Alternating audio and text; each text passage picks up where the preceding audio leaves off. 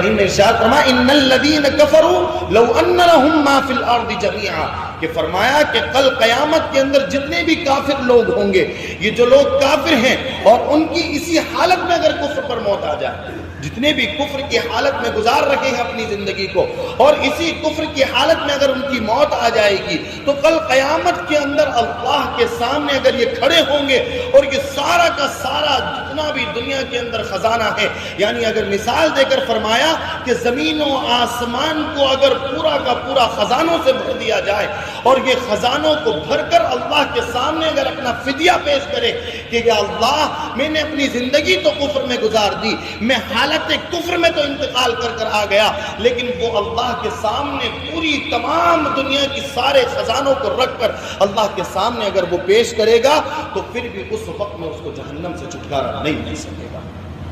جہنم سے اس کو آزادی نہیں مل سکے گی۔ دنیا کے اندر اگر آخرت کے اندر اگر کوئی جہنم سے نجات دلانے والی کوئی چیز ہوگی تو وہ صرف اور صرف ایمان کی دولت ہوگی۔